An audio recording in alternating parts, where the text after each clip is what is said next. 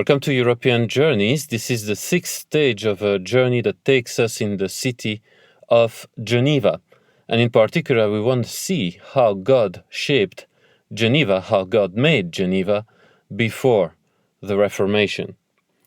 Well, if you have listened to the past three stages, you will certainly have noticed that from a timeline perspective, we have been exploring events that were pretty much around the same period, a time which preceded and even sometimes overlapped with the Reformation.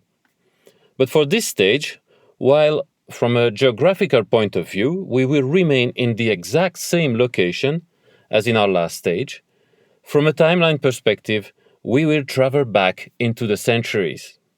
Where in our last stage, we looked at the statue of Philibert Berthelier, which is located on the island in the midst of the Rhône River, simply called l'île, the island in English. For this stage, we will only need to lift up our eyes and look at the tower that is just behind the statue, which is called Tour de l'île, which in English means Tower of the Island. This tower is what is left today of a castle that used to cover the entire island. And the name of the castle was, well, again here, the Château de l'Île, the castle of the island. So why was there a castle here? Well, contrary to many other castles in past centuries, the Château de l'Île was not built for a king or for a bishop, but rather its central aim was to protect the city from possible invaders. And in fact, as we can easily see today, Lille is rather closely connected with mainland Geneva, that it was in the past a strategic passage for possible enemies to cross the river and invade the city.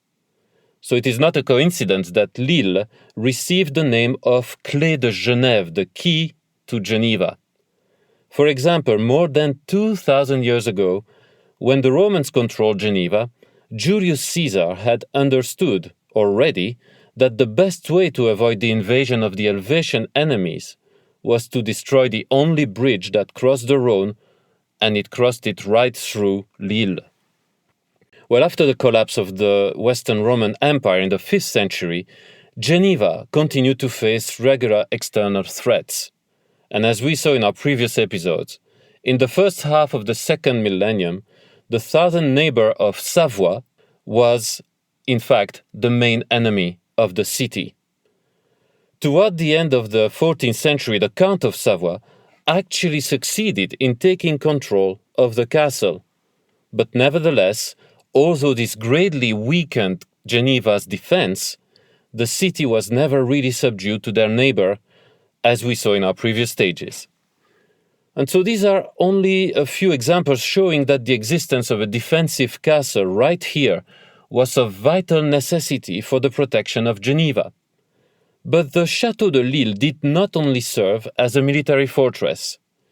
It was also the seat of the second most powerful office ruling over the city, and I'm talking about the Vidome. We have briefly mentioned the Vidome in previous stages, but who was that man? And what was his role in Geneva? Well, before answering this question, a word needs to be said about the particular political setting that Geneva enjoyed in medieval times. In most of Western Europe, since the coronation of Charlemagne in the year 800, the political power was shared between the temporal and the ecclesiastical orders, that is, between the king and the bishop. But in Geneva, the situation was a bit different. Geneva quickly evolved into a very special political order, as both temporal and ecclesiastical powers were held by one and the same person, and that was the Bishop of Geneva. However, as we saw in previous stages, the Franchise of Adhémar-Fabry, which became the constitution of the city, had served as a bulwark against the possibility that the bishop could become an autocrat. So, in light of such a context, we will now see why the role of the Vidome was significant. The Vidome, from the Latin vice dominus, which means vice lord, was an office held by a layman operating under the authority of the bishop. He had the delegated care of the temporal affairs of the city, And while he was initially appointed by the bishop, later on, thanks to the franchise, the Vidon was elected by the citizens. And so here we see another example of how the Christian worldview, which was underlying to the franchise, slowly moved the power from an elite, temporal or ecclesiastical order to the citizens. But the Château de Lille will also make us travel even further back in time, nearly 2 centuries before the franchise were actually published. And I'm talking about an issue that may have happened with the bishop who was the founder of the castle, a man named Pierre de Cesson. In the long list of the bishops of Geneva, de Cesson does not stand as the most famous or long-standing indeed. And the short term of his office might be the consequence of a bad report concerning his lifestyle that was published in 1218. And here's what the report said, and I quote, "The bishop leads a clearly mundane life, spends a lot, loses a lot of time in games and in hunting, wears inappropriate short clothes for a clergyman, does not observe the importance of his character in his facts and gestures.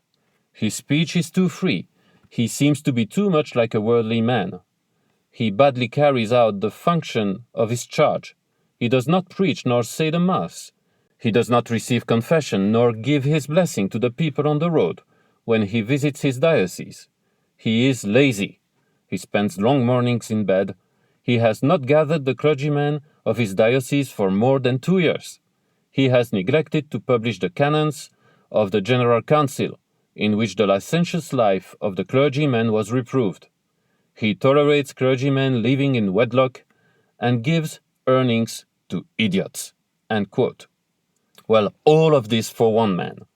And while some points of the report sprang obviously from Roman Catholic standards, which were not necessarily biblical, many points sprang instead from the biblical standards on the necessary character of a church leader.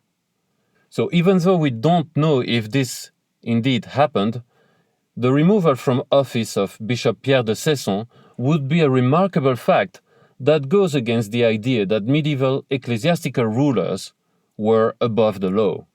And even before the publication of the franchise, this was not necessarily the case in Geneva. The bishop clearly was expected to live according to biblical ethical standards. But there was an additional complaint in the report linked to the building of the castle itself. Pierre de Cesson was reproached for having ordered the building of the Château de Lille instead of first fulfilling his duty to care for the poor. While this was another failure of what was expected from the bishop, later history will prove that the Château de Lille turned out to become a strategic location for the defense and the well-being of Geneva. I'm Cédric Placentino. See you next week for another stage of European Journeys.